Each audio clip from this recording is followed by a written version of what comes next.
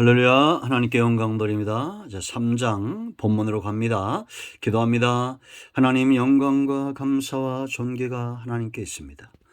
온 마음으로 하나님을 사랑하며 주의 음성 듣기를 원합니다. 이 말씀들을 열어주시고 주님께 말씀의 깊은 것들을 깨달아 믿음 위에 서며 소명 가운데 서는 은혜가 있게 하옵소서. 이 시대에 고통받는 백성들에게 모세처럼 보냄을 받고 그들을 이끌어내는 일에 우리가 쓰임받기를 원합니다.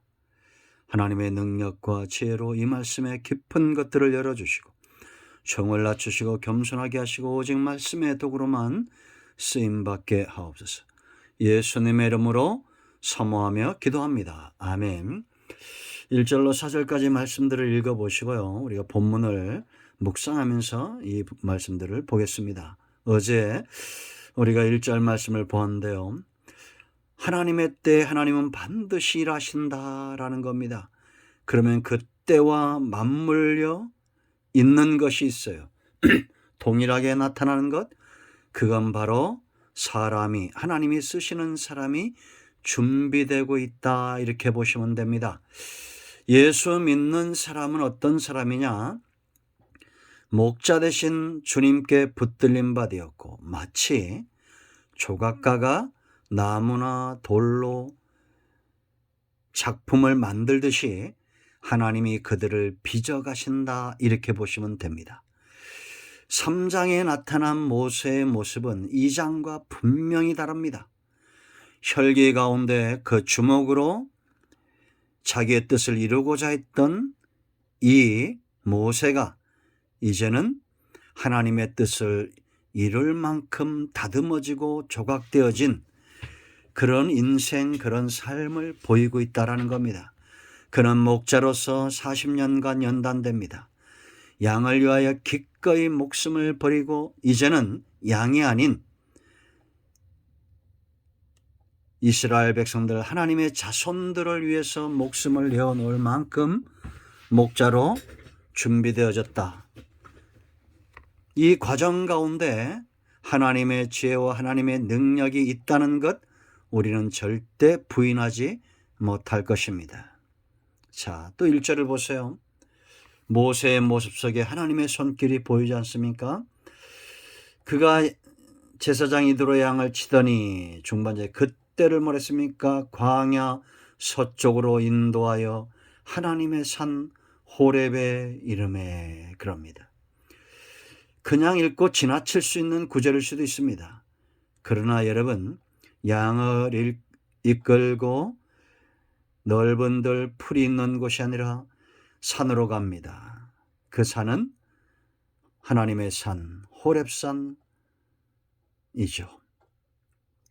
그의 중심, 그의 영혼이 무엇을 갈망하고 있는지 우리가 알 수 있습니다.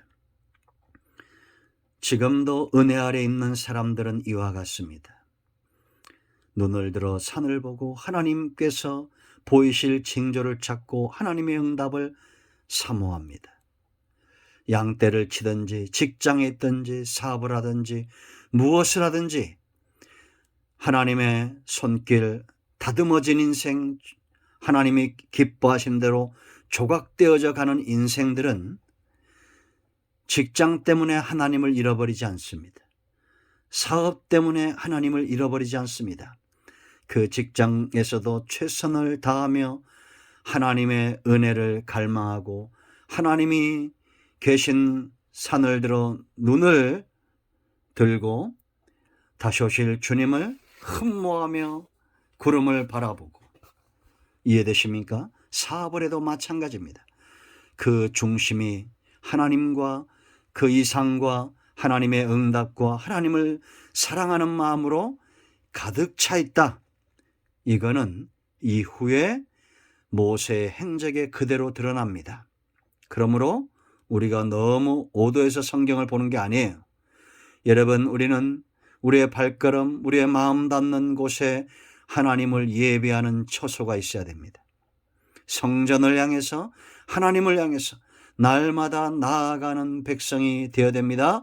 이들이 하나님이 지금 잘 조각하고 있는, 하나님의 손에서 다듬어지고 있는 그런 인생이다라는 겁니다.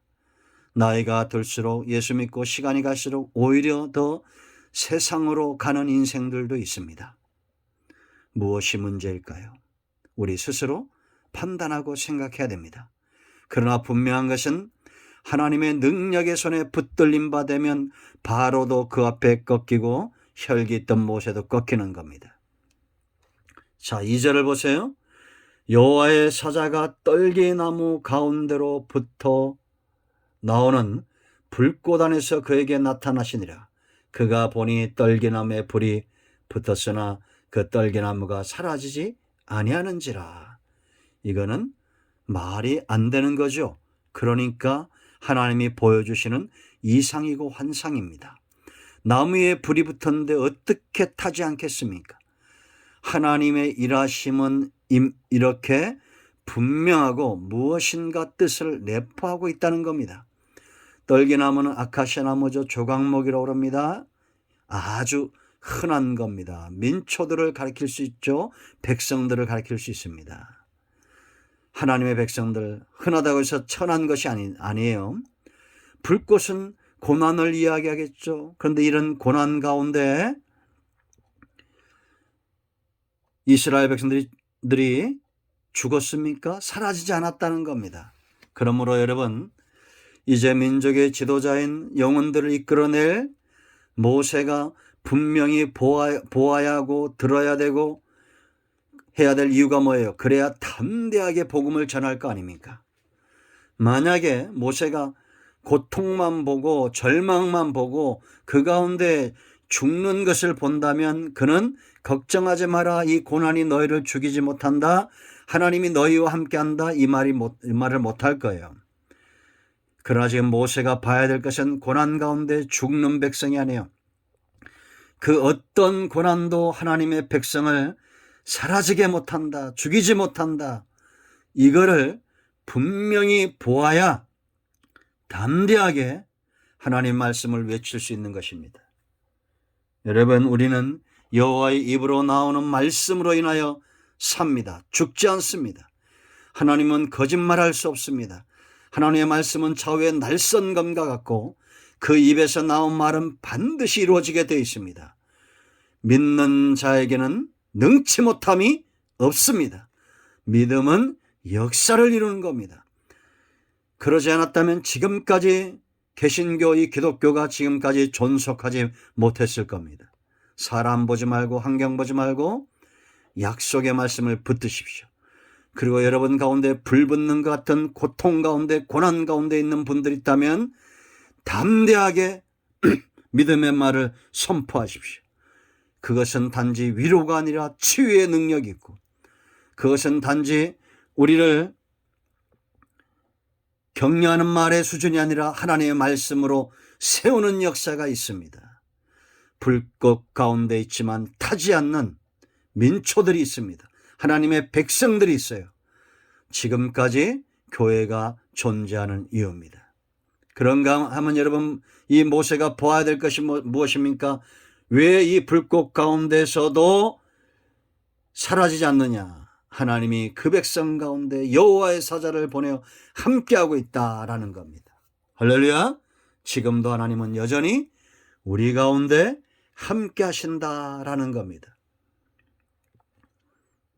야곱을 생각해 보십시오. 그가 하란에서 이제 라반의 집에서 나올 때 두려움 가운데 옵니다. 그런데 하나님이 그의 환상 가운데 보여주신 것이 뭡니까? 마하나임, 여호와의 군대였습니다. 에서의 군대가 이 마하나임 여호와의 군대를 해칠 수 있습니까? 이길 수 있습니까? 절대 이기지 못합니다. 내가 너와 함께 한다는 겁니다. 여호와의 군대가 함께 한다는 거예요. 그러므로 여러분, 우리는 예수 믿는 사람, 성도를 귀하게 여기고 주의 백성들을 귀하게 여기고 소명받은 자들을 귀하게 여겨야 됩니다. 하나님의 군대 마하나임이 그들과 함께하고 있는 겁니다. 불꽃을 보지 마세요. 고난을 보지 마세요. 그 가운데 함께 하시는 여호와의 사자, 여호와의 군대, 하나님의 함께 하신 임마누엘, 그 이름을 임마누엘이라 하랬습니다. 우리와 함께 하시는 주님, 그 주님을 보는 자가 담대하게 소명 가운데 믿음 가운데 흔들림이 없이 쓰임받는 것입니다. 사단과 이단과 우상숭배자들에게 속지 마세요. 보이지 않지만 보는 것처럼 믿는 것이 성도에게 주어진 특권입니다. 불꽃 가운데 연단 가운데 있습니까? 여러분 절대 망하지 않습니다.